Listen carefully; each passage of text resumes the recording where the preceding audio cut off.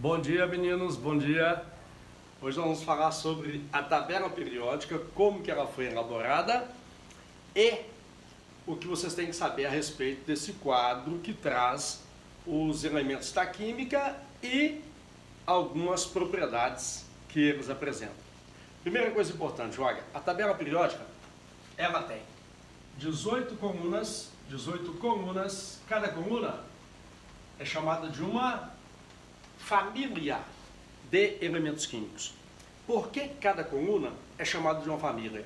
É porque todos os elementos que ficam em uma mesma coluna, em um mesmo grupo, eles têm propriedades físico-químicas semelhantes. Daí chamarmos cada coluna de uma família. Então a tabela periódica ela possui 18 colunas, 18 famílias e 7 linhas horizontais, que são chamadas de períodos. 18 famílias e 7 períodos. E o que você vai encontrar na interseção de cada coluna com cada linha? Na interseção, você vai encontrar apenas isso só. Na hora de um concurso ou vestibular. Você vai encontrar o símbolo do elemento químico, o seu número atômico e a sua massa atômica. Então, no encontro de cada coluna, com cada período, você terá o símbolo do elemento em questão, o seu número atômico e a sua massa atômica.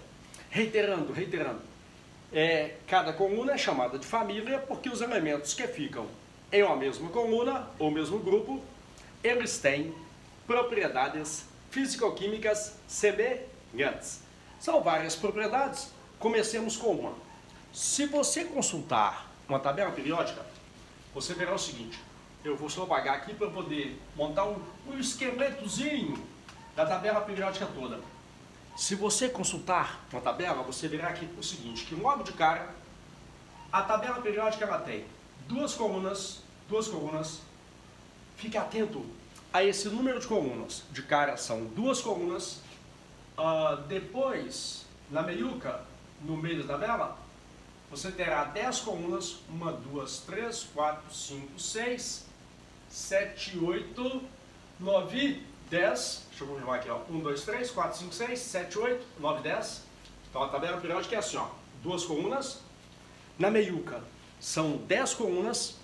E do lado direito você vai encontrar mais 6 colunas. 1, 2, 3, 4, 5 e 6. Guarda isso. A tabela periódica tem 2 colunas. Do lado direito 6 colunas. No meio são 10 colunas. E fora da tabela, você vai encontrar 2 linhas horizontais. Cada linha horizontal com aproximadamente 14 elementos químicos. 2, 6, 10 e 14. 2, 6, 10, 14. Se você voltar no capítulo anterior, o que a gente estudou que possuía esses valores? Ou 2, ou 6, ou 10, ou até 14. Ainda consegue lembrar? Consegue. É o número de elétrons que cabe em cada subnível de energia da eletrosfera dos átomos. No subnível S, cabe no máximo 2 elétrons. No subnível P, no máximo 6. No D, no máximo 10. No F, no máximo 14 elétrons. Tudo a ver com a diagramação do quadro periódico ou tabela periódica. Observa.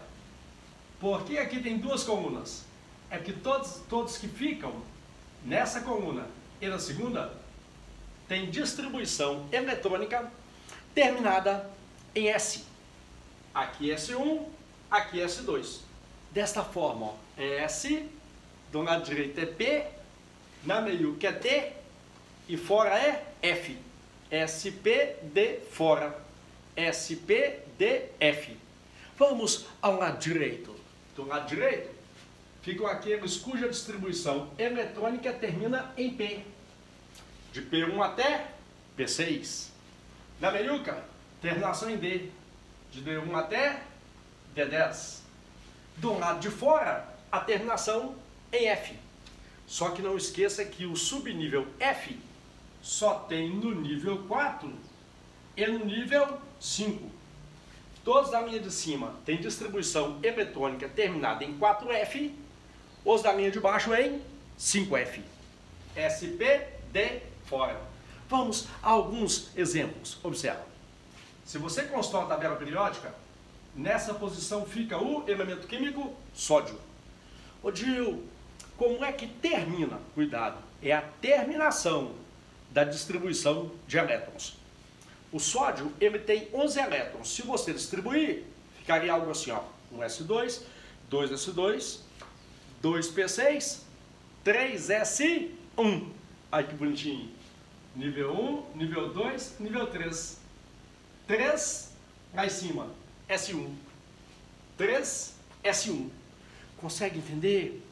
Aqui são os níveis de energia, lá em cima são os subníveis, em que terminou a distribuição eletrônica, a distribuição dos elétrons que o átomo possui.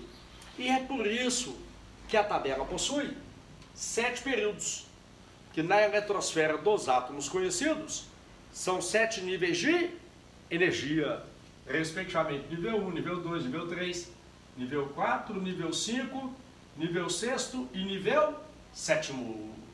Pegou? Vamos brincar um pouquinho agora do lado direito, no meio e do lado de fora, e depois as exceções. Sabemos que toda regra acaba tendo, nem que seja uma ou outra exceção. Vamos ver? Por exemplo, como termina a distribuição dos elétrons do boro? Você pode fazer isso da esquerda para a direita ou da direita para a esquerda. Quer ver? Direita para a esquerda, nível 1, nível 2. A distribuição eletrônica do boro, ela termina em 2p1, 2p1. Aqui, ó, aqui é P2, por exemplo. Silício. A distribuição dos elétrons do silício, ela termina em 3p2, 3p2. Deixa eu ver quem está aqui. Aqui é P3, P3. Nitrogênio, fósforo. O próximo na sequência é o arsênio. Nitrogênio, fósforo. Não posso errar. Arsênio. A distribuição dos elétrons do arsênio, ela termina em 4p3. Ô Gil, mas é importante saber só a terminação da distribuição eletrônica? Talvez o mais importante, porque em breve estudaremos ligações químicas. Como que os átomos se ligam? Os corpos se ligam é pela parte mais externa e às vezes também pela parte mais energética. Daí esse interesse em eu saber qual é o fechamento, como termina, como é o último nível de energia da eletrosfera dos átomos. Pegou, pegou, pegou? Sigamos. Agora na meiuca. Na meiuca, D1, D2, D3, D4, aqui seria D5. Por exemplo, quem está aqui é o manganês. Manganês. Se você distribuir os 25 elétrons que o manganês tem, a distribuição vai terminar em 3d5. 3d5. Só que na tabela, o manganês, ele pertence ao 4º período. Debaixo do manganês, olha, debaixo do manganês, tecnécio. A distribuição eletrônica do tecnécio, ela termina em 4d5. E o manganês aparece no quadro periódico no 5º período. Então, para todos esses do meio, você terá que ter o seguinte cuidado. Vá e volta. Vai e volta. Assim, quer ver? Se alguém me perguntar, olha, como termina a distribuição eletrônica do ferro? Ferro. Ó, ferro está lá no 4º período. Você vai falar assim, ó, 4s2, volta um nível, 3d6. Pegou? Isso é devido àquelas setinhas do diagrama de Linus-Pauling para se fazer distribuição eletrônica.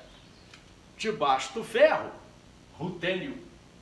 Como termina a distribuição de elétrons do rutênio? Seria, vamos, 5s2, volta o nível, 4d6. D6. Fechou? Fechou? Agora deixa eu falar das exceções. Após elas, veremos exemplos aqui do lado de fora. Começando com as exceções. Exceções seriam as seguintes. Começando pela a mais simples, hélio. O hélio, ele só tem 2 elétrons. Se você distribuir, ficaria apenas um S2. Deve ter um outro motivo para que o hélio tenha sido colocado naquele grupo, dado que a distribuição de elétrons dele não termina em P6. Começa e termina em S2, porque o hélio só possui 2 elétrons. 2 exceções que eu só posso citar, não posso explicar ainda. Aguarda e confia. São essas, quer ver? D1, D2, D3 não tem D4. O que era D4 acabará virando D5. D6, D7, D8 não tem D9. O que era D9 acaba virando D10. Uma explicação eu posso dar agora, que é, lembra, os elétrons podem absorver energia e se afastar do núcleo atômico. A energia necessária para que isso ocorra com os átomos de elementos desse grupo e desse grupo é pouca energia para que isso aconteça.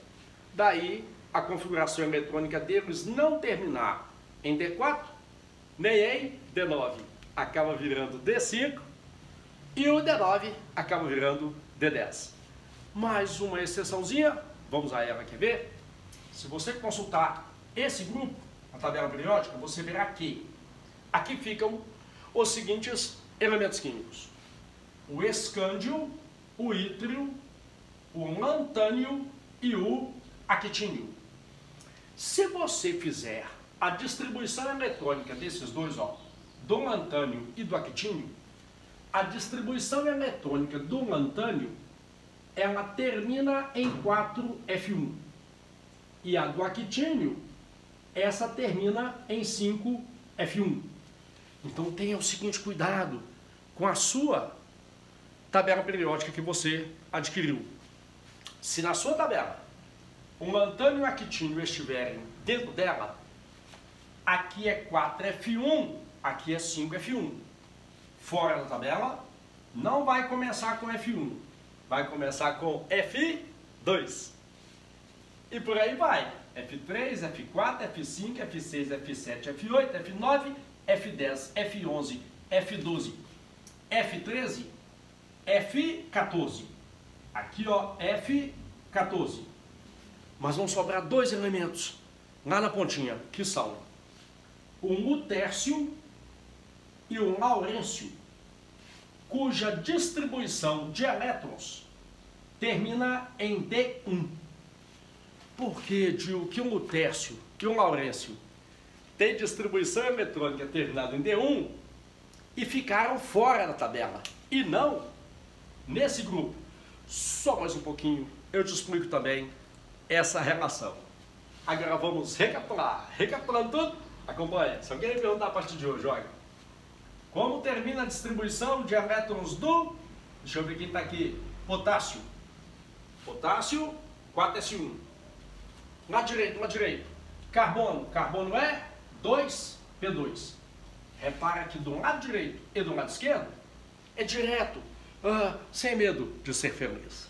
Na meiuca, que é que detalhe, vai e volta, vai e volta. Vejamos, quer ver? Como termina a distribuição eletrônica do zinco? 4S2, volta um nível, 3D10. 3D10. 1S2, 2S2, 2P6. 3S2, 3P6. Vai lá no 4S2, volta no 3D10. Debaixo do zinco, cádmio. Como termina a distribuição dos elétrons do cádmio? 5S2, volta o nível, 4D10. Uns exemplos de fora, vamos, quer ver? F2, F3, F4, F5. Como termina a distribuição de elétrons do bromécio? Bromécio, não esquece, aqui é 4F, aqui é 5F. Bromécio F4, F5. Fechou? Linha de baixo, ó. Aqui é F4, F4. Urânio.